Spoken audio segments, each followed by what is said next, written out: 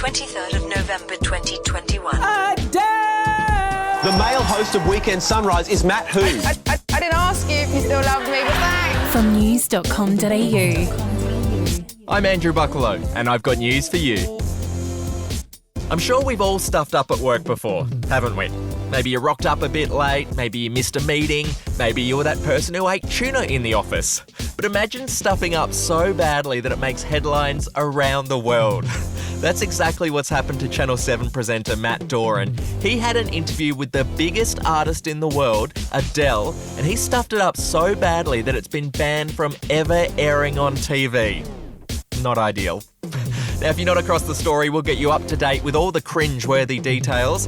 We'll also chat to a breakfast radio host who's been in Matt Doran's shoes and ruined an interview with one of the world's biggest stars. Yeah, it's a shame that my debut on your new podcast is for the worst mistake of my professional career. And just for fun, we'll take a look at the 3 most awkward celebrity interviews of all time, including when Jesse Eisenberg snapped to the reporter and said this. I said your name into camera. What else do you want from me?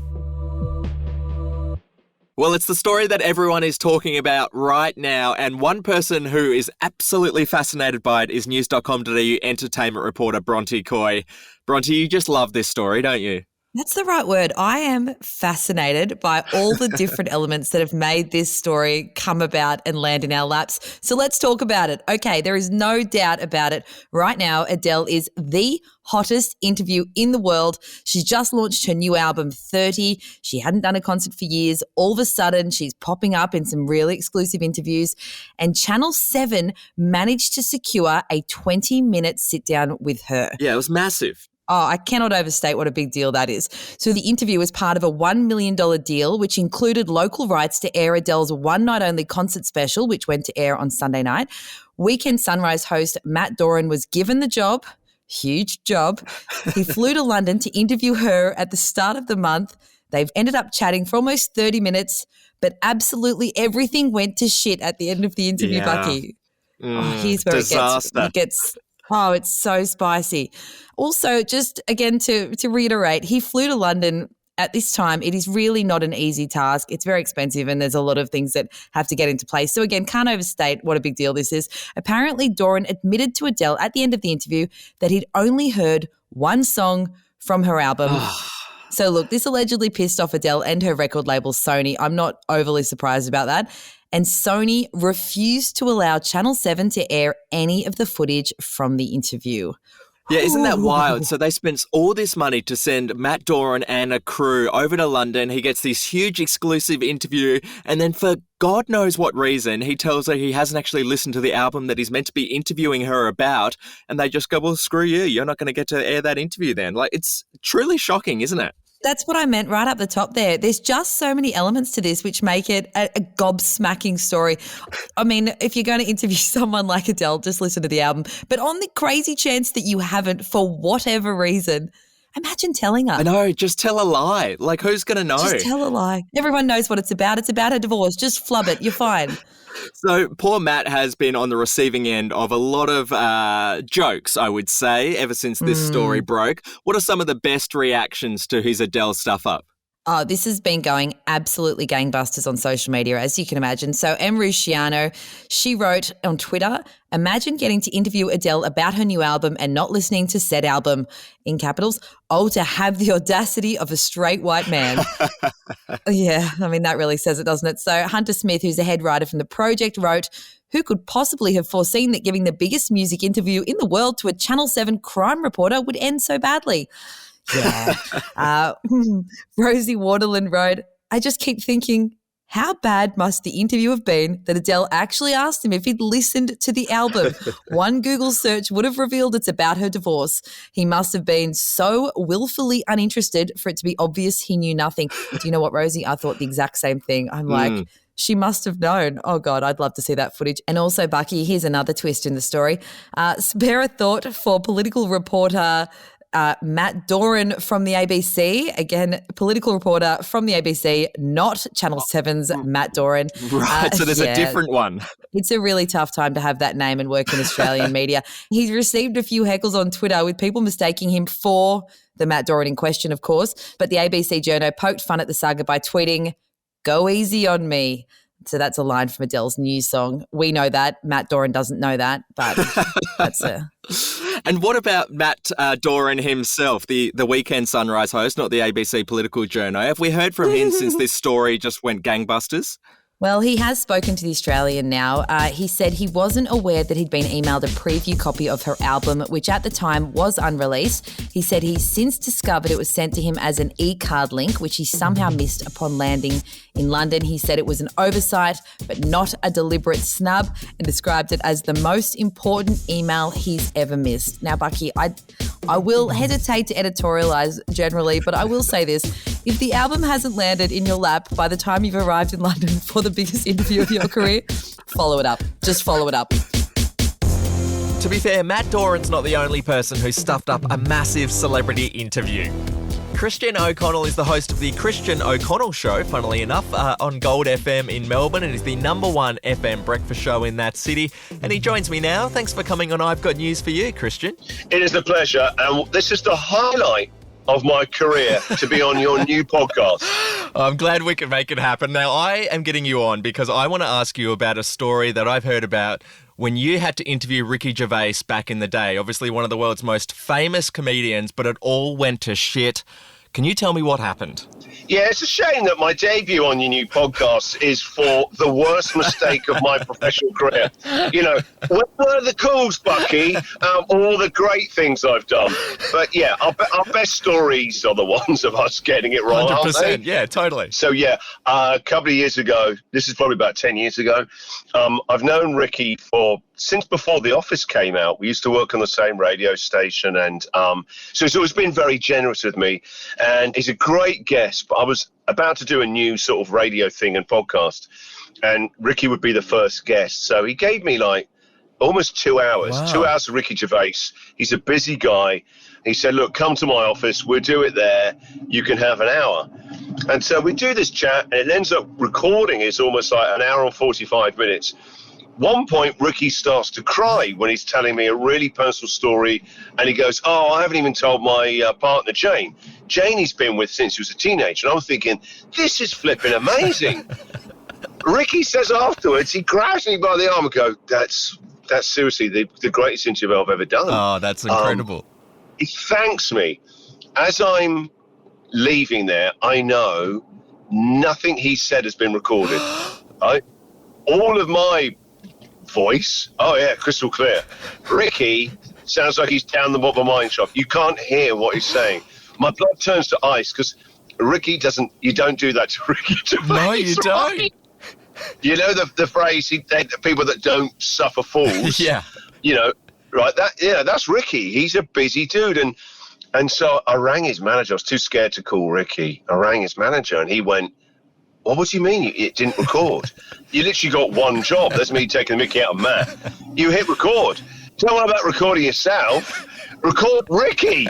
He goes, Christian, right, this isn't going to help, but I've just had a call from Ricky saying, I've just done an interview with Christian. It's the best thing I've ever done. Oh, best my interview. Better than Letterman, anything.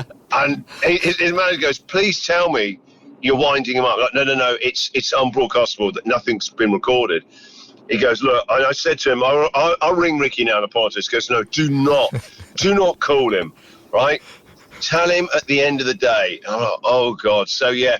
And then of course, being Ricky Gervais, for the next 8 years, whenever I'm recording him, he's like, this better be recorded. You better be recording this. And like Ricky, when I told him, just said, look, I will pay to have I think he'd seen too many TV shows, detective shows, where they can isolate audio, zoom in like you can on a photo. Yeah. He's like, I'll pay. I'll get the world's best audio forensic. But just went, Ricky, it's not there. I've tried it. It's dead. It's over. You must have been mortified. Yeah, it's in my top 2 mistakes. Oh, well, what's the other one? I've got to ask about that. Oh, God, the other one is, I think, actually just as bad, because it was live and I had over 2 million people listening to me. Just Christopher Lloyd is revered because Back to the Future, Dr. Emmett Brown. Yeah, the old guy. I love those movies, right? And so he was doing the rounds, coming to London, promoting a new movie. called Furry Vengeance. Him and Brendan Fraser. So, you know, it ain't going to be that special. Yeah, not a classic. Right? And he's coming in. It's Friday. All week we're going. Christopher Lloyd from Back to the Future is in on the show. He's prime time, 8 o'clock. We get a call from reception during the 8 o'clock news. He's in reception. I go to my producer, go and get him. By the way, what's the movie about? I'd lied to his PR people that I'd been to see it. I hadn't. That's what producers are for. And I said to my producer, what's the movie about? My producer goes, I couldn't be bothered to go and see it. I think he's the voice of the rodent in it. It's a funny cartoon. I'm like, cool, okay. Christopher comes in. We sit down. Live on air, I go, hey, right at the start of the interview, really love Furry Vengeance. It's such a funny cartoon.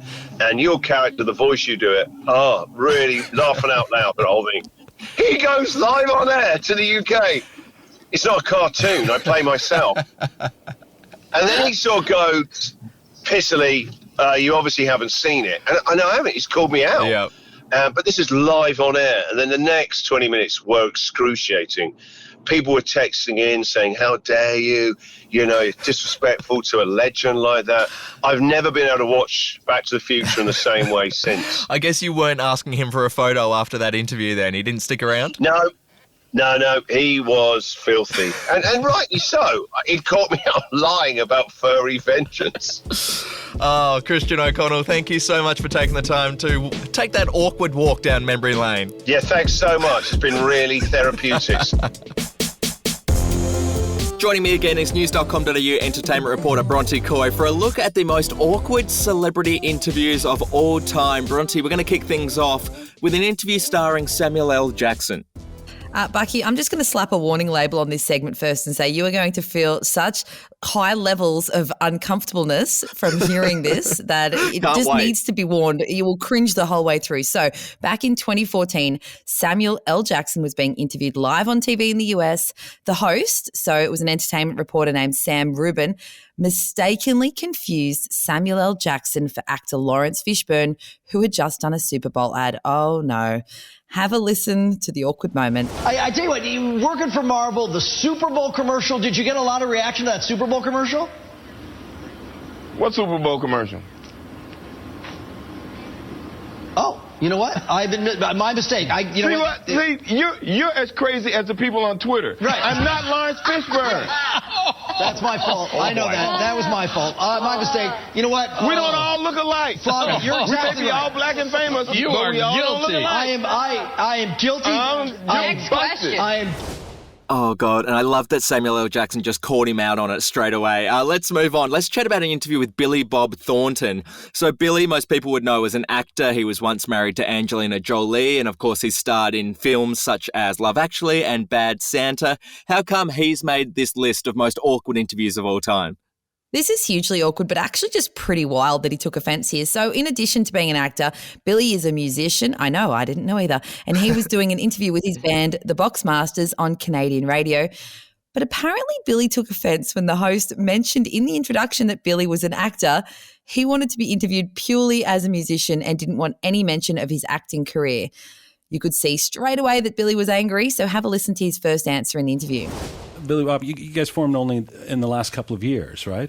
I don't know what you're talking about. How so? I don't know what you mean by that. Well, when did the band form? I'm not sure what that means.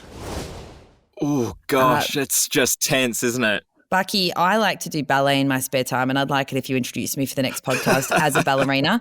That's just a note for you for going forward. The interview went on, and it was incredibly painful. And eventually, Billy Bob let the host know why he was upset. Given that you seem to be quite passionate about music, I was wondering about your... Would you say that to Tom Petty? Would I say that he's passionate about music? Yeah. Yeah. Really? Would you explain why it's not a hobby? Would I explain why it's not a hobby? Are you reacting to the fact that I said... Yeah, I am. Since you're instructed not to talk about shit like that, yeah, I am reacting to that, yeah. I wasn't instructed to. I'm not really instructed. You guys are here as a band. You're performing, but the producer was instructed, right? So, but somewhere along the way, because I mentioned that you were an actor and a screenwriter. First of all, that wasn't supposed to be mentioned either. You know. You know, the host later made a good point, and he was like, to be honest, your band's only been around for a couple of years, Billy Bob Thornton. We would not have interviewed you if you weren't a famous Hollywood actor, so perhaps you should just be grateful that he's getting some PR at all. Finally, Bronte, let's move on to an interview that Jesse Eisenberg did, and it was for the movie Now You See Me, and this is probably the most awkward celebrity interview of all time, isn't it? I know, I'm uncomfortable just talking about it, so strap in. In 2013, Jesse was doing a series of interviews to promote the Magic-themed movie, which also starred Morgan Freeman. In one of the interviews, he got annoyed with a female reporter when she referred to Morgan Freeman as simply Freeman, which is weird. And things went from bad to worse when she asked him to do a card trick that he'd learnt in the movie. Take a listen. Do you know the comedian Carrot Top? Yes, horrible. Well, you were like the Carrot Top of interviewers. Ooh. Yeah. No, and it's a good thing. It's I'm a good gonna thing. go cry now. No, don't cry now. Cry after the interview's over, because otherwise I'll look like I'm responsible for it. Okay, so. Well, you are. Well, I don't want to know that though. Okay, well, so you know now. I said your name into camera. What else do you want from me? A magic trick. Okay. All right. So we can wrap this up. Hey, you're on my time. Okay. Oh my God, it's so obvious that they hate each other. That is the most awkward celebrity interview I've ever heard in my life. I can't handle it. I honestly think it might be the worst, but that's because we haven't heard the Adele Matt Doran interview, and I'm still praying that gets released. I want to hear it. I want to see it. Come on. So we actually reached out to Adele to ask her what she thought about the fact Matt Doran hadn't listened to her album before interviewing her. Here's what she had to say to us. I just think it's weird. It's not normal. It's really quite weird. Yep, couldn't agree with you more, babe. That's all we've got time for today. Thanks for listening, and just a reminder, go easy on yourself.